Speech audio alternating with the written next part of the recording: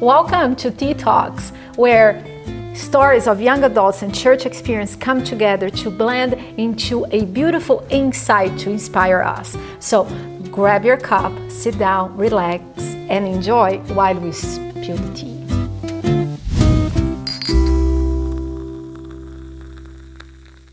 And today I have my friend Bobby here with me. Bobby, thank you so much for accepting the invitation to be part of this video series. I am so excited that you are here. I'm glad to be here. Thank you for having me. Awesome.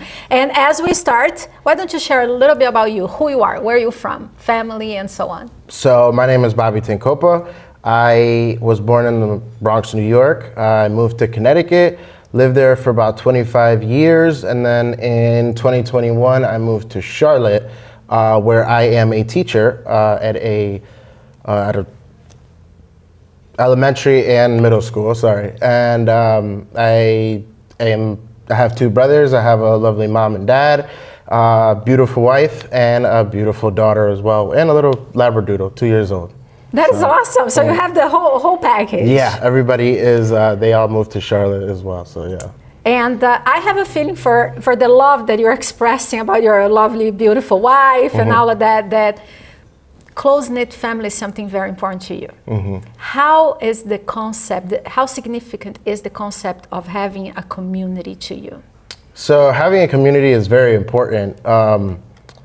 It's, in specifics, having the unity of the community is essential, because when you have God and you have love and you want to share that, you don't want to have that to yourself. So when you're unified with your community, you definitely want to spread that happiness and spread the love. And it's just important for everybody to be there together and have a strong relationship with each other. No cliques within the community, but just pure love and great energy, positive energy within the community. It's just something you're so excited about that you want to share to everybody. You always want to expand your community because you want everybody to experience that kind of love and friendship and just the love of God himself. So community is important. Yes, yes. And you said something like about cliques. And sometimes we have such a negative feel about cliques. And the other day I was thinking, well, but we want to be close to people that we know, right? So at this point I'm like, okay, less negative about cliques, being cliquey. But on the other hand, although I have the friends that I know, we need to always be paying attention to the people that are outside to make sure we are not leaving somebody without a clique, you know, like without having that family, you know, that community, which is so important. Absolutely right. How has your church experience nurtured genuine relationships and meaningful connection among young adults?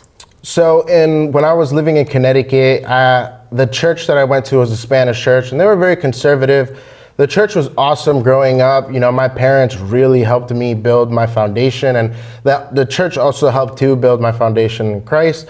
They taught me everything I know. I was 7 years old when I first started preaching there, and you know, from Sabbath school to the kids' story to the praise team to preaching to everything, it was great. They taught me so much, and it was awesome. It was a great environment, but they were also very traditional, where they didn't believe with moving on.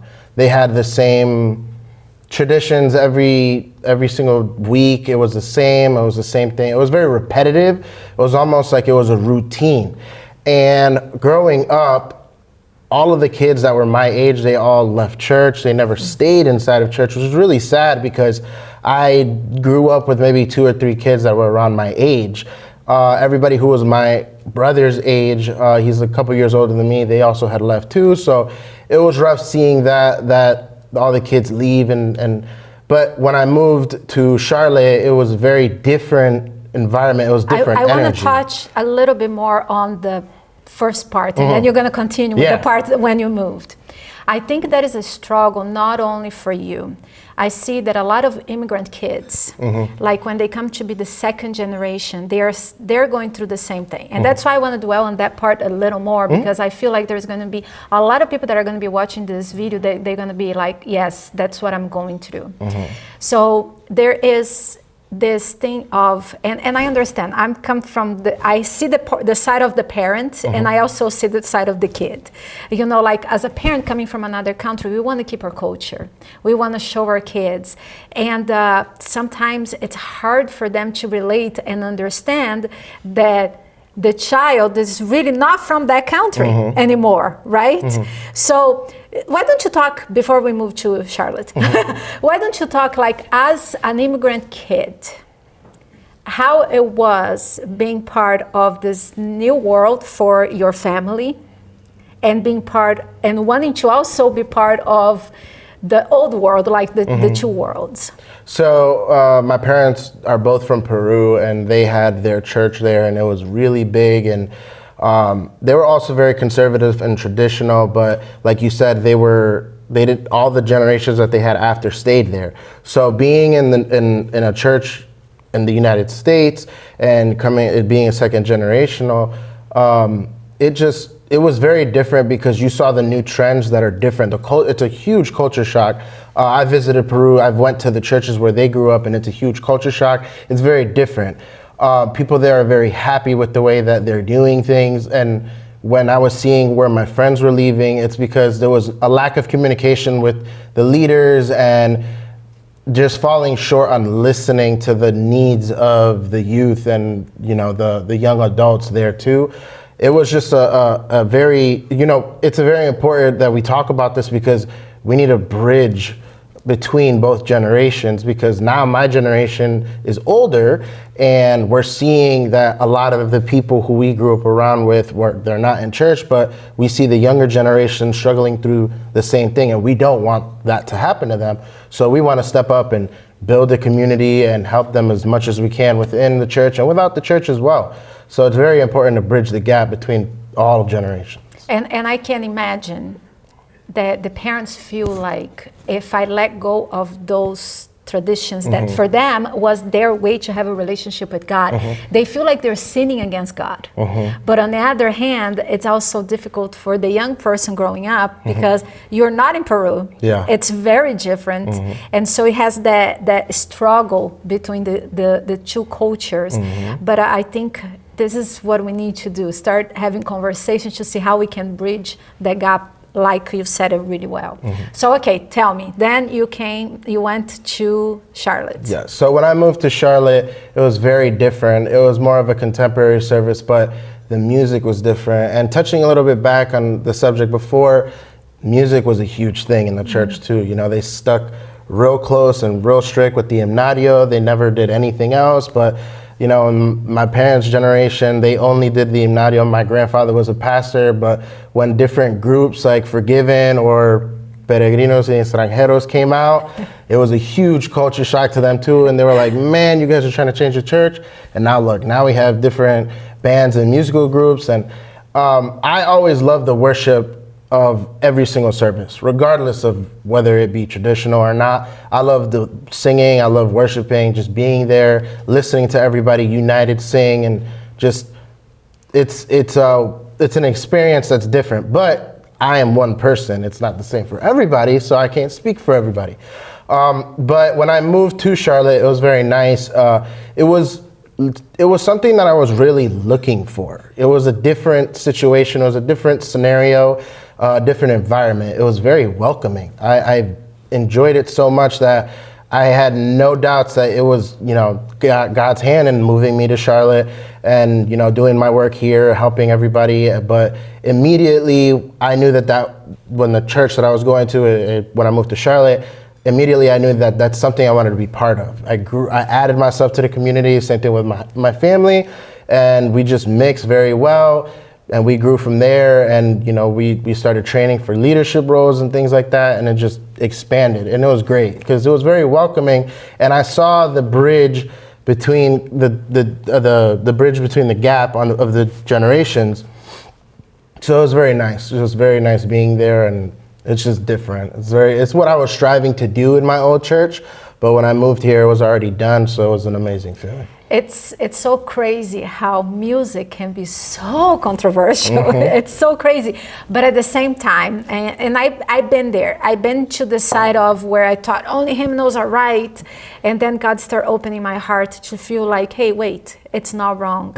And it's so much more important for the parents to have their children in the church than to just be arguing about music and sometimes push people away because of taste. Right. Tell me how, like social events, small groups gathering, especially intended to foster community with young adults, how did that play the role in deepening your relationship with Jesus? So when I was younger, back in Connecticut, where we had socials, we pretty much just rented out a gym, a local gym, where we had a bunch of games, we played a bunch of sports.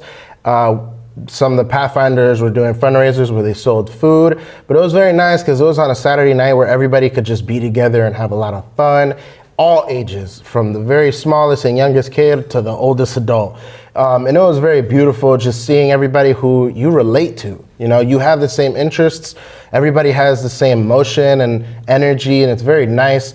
And you see them outside of the sanctuary as well. Remind you, there's a difference between reverence and, you know, having fun, because you have to separate the places. But it was very nice just, you know, mixing with everybody when I was younger. But when I moved to Charlotte, the socials became a bit different. You know, we're older now, so it's a little bit different. But what the socials started looking like was going out to eat, birthday parties, baby showers, you know, adult events.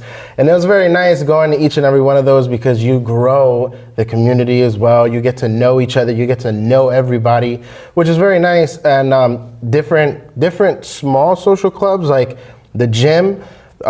There's like a group of like 6 or 7 of us who go to the gym. We started going to the gym in 2021 and it was very nice. We successfully grew. We actually invited one of our friends that we met at the gym and he came to our church and he ended up getting baptized. Wow. Mind you, we started off as a small group, and my older brother, which you guys will hear his video soon, he was the one that started going to the gym. He's a gym rat. And we all, we all followed him going to the gym and exercising. It's just great. But like I said, everybody there has the same goal, has the same morals and principles. And it's just very nice hanging out with people who share the same views and values. Yes. But that does not mean we exclude those who don't, right? Mm-hmm. Those who are curious, like our friend who came, started working out with us. It had nothing to do with God or Jesus. We just were working out, and then he realized, oh, hey man, we're Christian. We go to church, and we worship. We follow God. We have these specific rules that we follow, but they're a guideline to shape our lives, right? We're very happy, and we keep striving forward and try to do our best, for God and for his honor and glory. So he saw that and he really liked it, and he started visiting our church to the point where he actually got baptized. And it was amazing because we were able to save someone else from just going to the gym. And then I love it. Playing we would meet up with different people and we'd play football on Sunday mornings, just have a huge pickup game, 2-hand touch. And we'd also invite different people who hadn't been to church lately, and just their family members. And like I said, it's a nice time. We just play sports, we have fun. But those are the type of socials that we had later on in life as adults. It's different events, but it's very important to show and grow the community, but show the love that Jesus gives us. Jesus gives us love. So when you show that to every social event that you go to or socials, and they see that, they definitely want to be a part of the movement that you're with, right? And it's not necessarily just a movement, just the community. They want to be part of the community. What you said right there, it's beautiful. Because one of the things that if you are evangelist, if you are pastor, the number one things like in research and things like that we see, the number one way to reach people in this day and age is not building a tent and inviting people. It's what they call friendship evangelism. And it's the easiest one, but if we're not intentional, if we're not actually, okay, this is what I want to do, we ended up not doing it. And what you just described is perfect, because you went to the gym to have fun with your friends, with your community. It's not like you're going there with with an agenda. I'm not really there to exercise. I'm just here to try to convert somebody. That's not the point. But once you develop a relationship with the person, you're spending time with the person, they're gonna see there's something different about you. I love that. It's beautiful. How do you see the church supporting and caring for young adults in the difficult transitioning times? Because young adults are going through crazy transitions in this day and age, you know? How do you see the church supporting that? Well, every church is different. I have to be honest. Every church is different. And I know for the majority of the part, not majority, but no church is perfect. Not a single church, no matter where you move, no matter where you go throughout the world, no church is going to be perfect. Some of them fall short, some of them fail, they're not perfect. But what I see today is when somebody who's a young adult is going through a hard time, right? And they make the effort to communicate. Because I know nowadays people are extroverts or introverts, but when people make the effort to try and reach out to communicate with the church supports. The church has your back, and if it's not the whole church, it's a specific group who's in charge of that church, or who's in charge of that specific field. I know for a fact when I was going through a hard time, and I was looking for a house to move into, I had a bunch of my friends who were in the church who were saying, hey, we have resources that we can extend to, and not only finding homes, but I have friends who also have, everybody fights their own demons. So friends who had their problems and they reach out, or they don't even reach out, the church reaches out, say, hey, it's been a little bit, we miss you. Not in an embarrassing way, right? Not like you haven't been to church in 3 weeks. Right, or when you go to church, they say, hey, there goes that guy who hasn't been here in like 5 months. It's good to see you again. No, it's different now. It's different, but it's very important that the church does that though, right? So for those churches that fall short, some advice would be, form a small group, a leadership group that's their job. That's their main purpose in church, is to reach out to people that, maybe they don't even look like they need help, because most of the times in today's day and age, the people who look like they don't need help are the ones that do.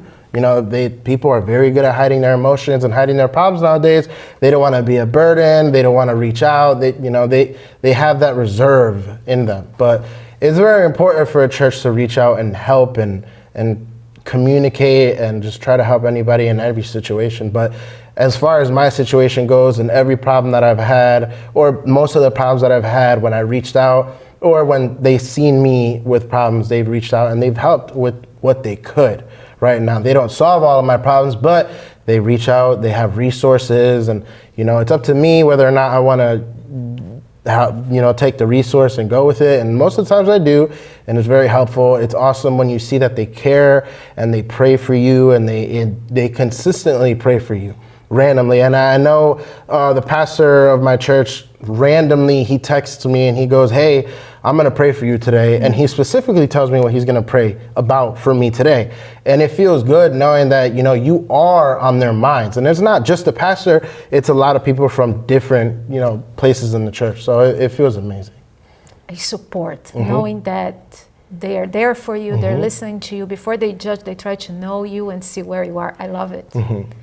Bobby, this was wonderful. I loved having this time getting to know you. Thank you so much for joining us. Thank you for having me. It's a blessing being here, and thank you for everything. Awesome. And for you, thank you for joining Tea Talks. I hope you keep stirring up the conversations and embracing the beautiful and messiness of life. And until next time.